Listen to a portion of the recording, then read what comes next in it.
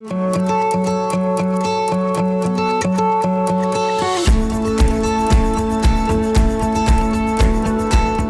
espace sans tabac est un lieu où il est interdit de fumer. Et à la Ligue contre le cancer, nous avons décidé de proposer un label aux collectivités territoriales pour justement bien identifier ces endroits dans lesquels il n'est pas possible de fumer, mais qui ne sont pas soumis à la loi et à l'interdiction de fumer. Dans les Alpes-Maritimes et à Nice, on aime utiliser le sigle DERPP, DERP. D pour dénormaliser l'utilisation du tabac. Moins on voit un produit dans la vie de tous les jours, moins il sera consommé. Le second bienfait, c'est le E pour éliminer cette exposition au tabagisme passif et en particulier en direction des enfants. R pour réduire cette exposition et arrêter d'encourager l'exposition au tabac et l'initiation au tabagisme des plus jeunes. Le P de promouvoir ces espaces, promouvoir l'exemplarité, promouvoir ces plages conviviales et avec un environnement sain. Et la dernière chose, c'est le fait de protéger, préserver son environnement contre les mégots de cigarettes et les incendies. Le choix de la labellisation plage sans tabac s'est porté sur la plage du Centenaire. C'est Christian Estrosi qui a décidé cela en 2012 aux côtés du comité des Alpes-Maritimes et le choix s'est fait tout naturellement sur une plage mythique, centrale et accessible aux personnes à mobilité réduite. Ce label est important et nécessaire pour les collectivités territoriales qui prennent en charge la santé de leurs concitoyens. Et évidemment, lutter contre le tabagisme est quelque chose aujourd'hui d'essentiel dans les missions de la Ligue contre le cancer.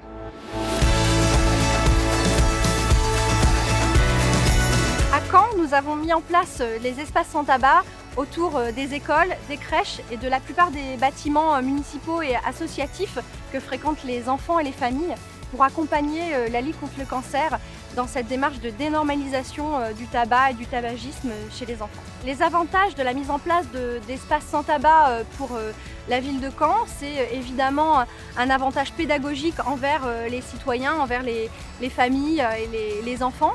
Et c'est aussi un avantage environnemental, moins de mégots à ramasser et moins de mégots qui traînent dans les parcs et les jardins. Le public a bien accueilli ces espaces sans tabac puisque nous avons travaillé avec eux l'arrivée de ces espaces et certains partenaires comme les parents d'élèves ou les directeurs d'école étaient même en attente de ces espaces sans tabac devant leurs établissements. Le projet a été mis en place avec la ville de Strasbourg suite à l'arrêté municipal qui a été voté à l'unanimité. Ensuite, la Ligue contre le cancer a porté le projet au niveau de l'ARS et du coup, tout ceci a pu voir le jour également grâce au soutien d'Alexandre Fels, adjoint à la santé à la mairie de Strasbourg. La démarche, elle se découpe en 3 phases. La première était une phase de communication et d'information sur la mesure. La deuxième phase consistait en l'accompagnement des agents municipaux en leur proposant des consultations de tabacologues pour leur proposer un sevrage tabagique gratuit et sur leur lieu de travail. Et la troisième phase, ce sont les phases de médiation, donc dans les parcs où les médiateurs tabac venaient à la rencontre du public afin de leur expliquer la mesure. Je suis moi-même fumeuse, donc le fait de pouvoir se retrouver ensemble, fumeurs et non-fumeurs, dans ces espaces sans tabac, ça permet aussi de faire de la prévention, ça permet aux fumeurs de moins fumer. Donc c'est toujours le premier pas vers l'arrêt, parce que même si on est fumeur, on a tous cette envie-là d'arrêter un jour de fumer. Et donc ça permet aussi de se rejoindre avec des familles, avec des gens qui ont la possibilité du coup d'être dans un espace libre, sain et aéré. Et donc je trouve que c'est une très très belle initiative. L'interdiction de fumer dans des espaces extérieurs bénéficie d'un soutien massif de la population, tant parmi les fumeurs que les non-fumeurs. Les personnes interrogées soutiennent l'interdiction de fumer à 89% dans les parcs et jardins publics dédiés aux enfants, 86% aux abords des établissements scolaires, 81% dans les gradins des stades et 81% sur les plages. Mobilisons-nous pour des espaces sans tabac partout en France.